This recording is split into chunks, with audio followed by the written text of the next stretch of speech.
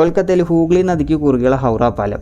രണ്ടാം ലോക മഹായുദ്ധവും ഭൂകമ്പങ്ങളൊക്കെ തരണം ചെയ്ത ഈ പാലം വെറും 5 രൂപയുടെ ഒരു വസ്തു കാരണം 2013 അപകടാവസ്ഥയിലായിരുന്നു പറഞ്ഞാൽ നിങ്ങൾ വിശ്വസിക്കുമോ? 1948 ലോകത്തെ ഏറ്റവും വലിയ കാൻഡിലിവർ പാലങ്ങളിൽ ഒന്നായിരുന്നു ഹൗറ ബ്രിഡ്ജ്. നട്ടും ബോൾട്ടൊന്നും ഇല്ലാണ്ട് വെറും റിവറ്റിൽ മാത്രം ഓടിയായിരുന്ന ഈ പാലം വെറും 5 രൂപയുടെ ഒരു വസ്തു കാരണം അപകടാവസ്ഥ വരെ എത്തി. എന്തായിരുന്നു ആ വസ്തു? ഗുഡ്ക കഴിച്ചുകൊണ്ടുള്ള തുപ്പലായിരുന്നു അത്. അതായത് ഇതിൻ്റെ താഴെ ആൾക്കാർ ഗുഡ്ക കഴിച്ചിട്ട് തുപ്പുമായിരുന്നു.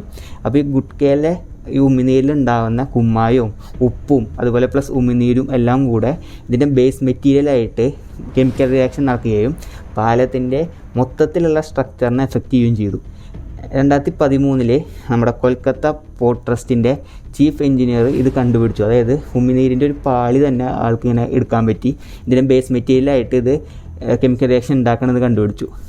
അവിടെ വാർണിംഗ് സൈൻസൊക്കെ വെച്ചിട്ടു വാർണിംഗ് സൈനുമേ ആൾക്കാർ തുപ്പി തുടങ്ങി. അവസാനം ഇവരെന്ത് ചെയ്തു? അവിടെ ബേസിൽ ഫൈബറിൻ്റെ പാളികൾ വെച്ചു. ആൾക്കാർ തുപ്പലൊന്നും നിർത്തിയില്ല, പക്ഷേ ഫൈബർ പാളികൾ ഒന്നുകൂടെ എളുപ്പമായിരുന്നു ക്ലീൻ ചെയ്യാൻ. അങ്ങനെയാണ് അവർ ഈ അപകടാവസ്ഥേനെ തരണം ചെയ്തത്. ഇൻട്രസ്റ്റിംഗ് അല്ലേ?